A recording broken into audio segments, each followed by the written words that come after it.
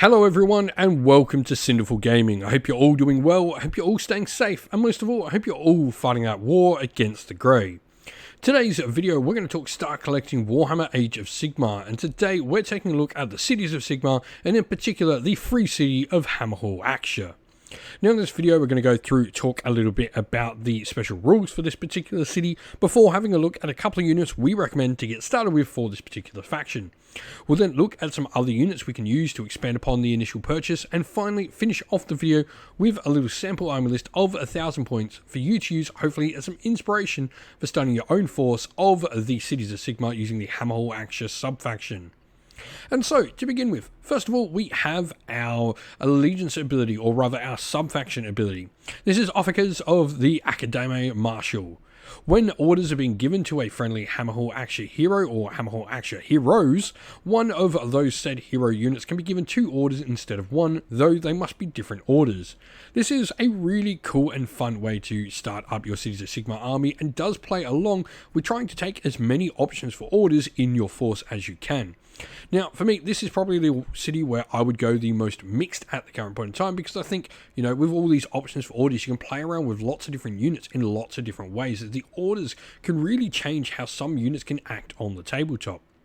Now, we are then also going to get a special rule called the Magister of Hammerhal, where when you're playing larger games, you can actually bring in an allied Aventus Firestrike, which is a Stormcast Eternals model, and you'll get some extra command points just for having that model on the table, which is pretty cool. Narratively, he is, you know, the High Magister. He's sort of the boss of Hammerhal, which is pretty cool. Today's video is brought to you by Gap Games, a fantastic retailer in Australia for a variety of different miniature war games. If you'd like to help support the channel, we have an affiliate link where by clicking on and purchasing, you'll help support the channel, but you'll also help support Gap Games, which is a fantastic servant to the community. And so, where to get started? For me, I think an excellent part of the Cities of Sigmar is their shooting ability, and this is definitely part of the army that works really well with our Free Guild section. The Fusilier Major on Ogre Warhawk is a particular favourite of mine, especially when combined with Free Guild Fusiliers. You've got a really solid hero here, 8 wounds, 3+ save. You've got a nice ranged attack with 3 shots, 3s and 3s, Ren 1 damage D3.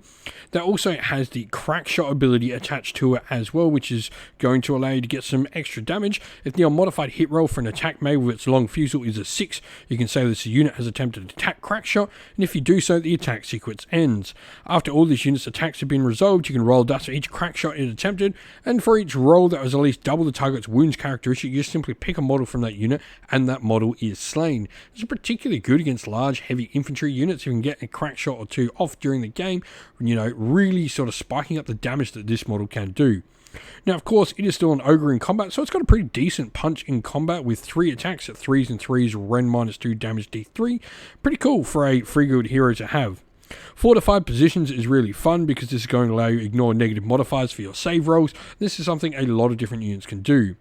Now, we then have the Fusiliers, which also have fortified positions as well, but they've also got Fusiliers Fire, where each time a model in this unit shoots with a fusel cannon, if it's in a fortified position, you can use the fortified position weapons characteristic, which does double the base range while they're mobile, so they're going to be 2 attacks at 24-inch range, 4s and 4s, Ren 1 damage 1, and you've also got the resupply one, where later in the game you can actually get rerolls to hit on this unit, so it can be really quite a deadly shooting unit.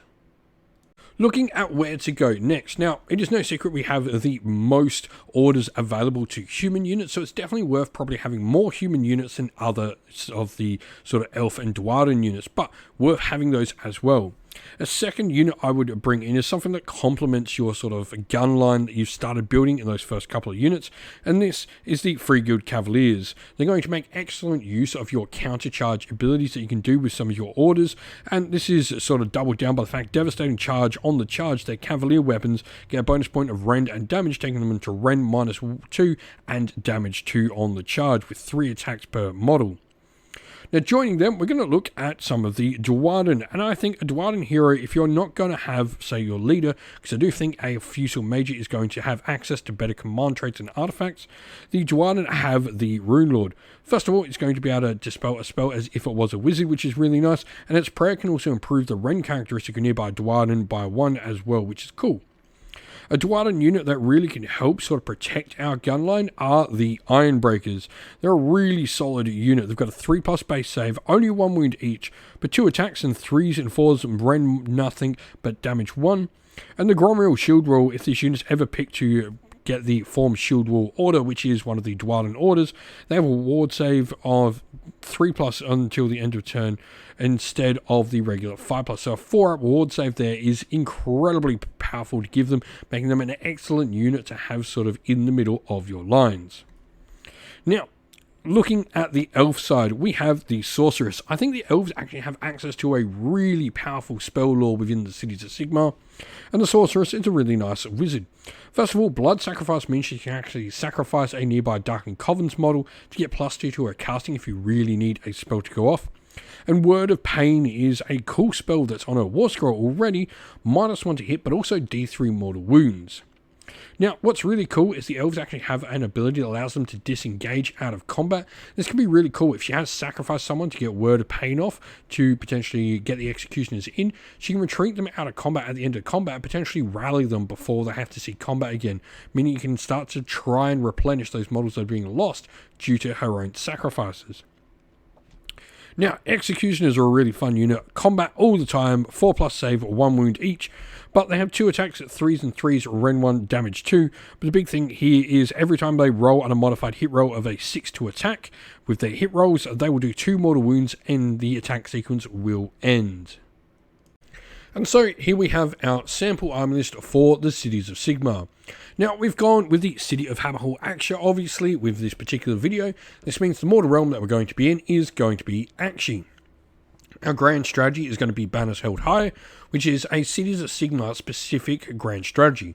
What this does is, at the end of the game, we have to have a total of more totems and units with standards or standard bearers, icons, etc. in them than our opponent does on the table at the end of the game. Considering all our units that aren't characters do have banners in them or have access to banners, this should be a pretty easy one to achieve. We are 20 points under, so we have got a Triumph, and we've gone for Inspired for +1 to wound. Now we then have our Fusel Major on Ogre Warthog, who's going to be our General. Master of Ballistics is going to allow us to add some extra bonuses to wound to a nearby friendly Castlight unit, which will be those Free Guild Fusiliers. Maestro of Viveti's Magnificent Macroscope, an artifact we picked, will then also allow us to add an extra 3-inch to the range of such weapons. Now, looking into our other heroes, we then have the Rune Lord, who's going to have the Rune of Oath and Steel. What this does is you can subtract 1 from wound rolls, targeting a friendly nearby Dwarden unit, so really cool at making those Ironbreakers even more defensively good. And then our Sorceress has gone with Tenebral Blades, which means our opponent unit that we target them, and then elf units that target them, will mean they have a armor save value of dash, so really potently powerful. Battleline wise, we have our Free Guild Fusiliers, and because our general is the Fusel Major on Ogre Warthog, we have the Cavaliers as battleline as well. Ironbreakers are pure battleline as well, so this does mean you can play around with your general in this and still have this army legal. You don't need to have that Fusel Major for any reason in this as battleline. But we then also have... And so then for Battleline, we have our Free Guild Cavaliers, which become Battleline. This is because our Fusel Major on Ogre Warthog, a human unit, is our General. And then we also have the Ironbreakers as Battleline as well. Other units will be the Free Guild Fusiliers and our Executioners, with everything wrapped up in a single battle regiment, making us a 1-drop army with 58 wounds on the tabletop. If you've got some ideas though for your own Hammerhal Aqsha army, especially with a Cities of Sigmar army trying to combine all 3 parts, let us know your thoughts down in the comments below. And so that is the end of the video. We hope you all enjoyed it. If you did, please don't forget to leave a like, comment, share and subscribe to the channel. If you'd like to come chat more with me and other members of our great little community we have here at Sinful Gaming, we have a Discord server which is linked down in the video's description. Also linked down in the video's description are the best ways to help support the channel, be that via Patreon or YouTube members, or by grabbing yourself some merch, whether that's stickers, t-shirt, mugs or anything from our Teespring store as well, or by using our affiliate links which are also linked down in the description as well, that go a long way to helping support the channel. As a special thank you to all our Patreons and YouTube members, we'd like to give you all a shout out. So thank you to Andy C, Grimskull, Colorblind Magic, Iron Grinch, Benjamin Swallows, James Cater, Mark Harvey, Domir, Average Wargamer, JJ Austrian, Cure Dynamic, Andrew Bowen, Alderin Shot First, Kendall, Soren, Green Roots Gaming, Ronya, Lockloric, The Johnny84, Broken Chef, Ariana Edwards, Monty's Tabletop Terrain, James Tillman, Disco, John Castle, and Gargamel196. Thank you all so much for helping support the channel. It means the absolute world to us. Please do not forget to like, comment, share, and subscribe. Once again, everyone, stay safe, stay well, and most of all, keep fighting that war against the Grey. Ciao for now.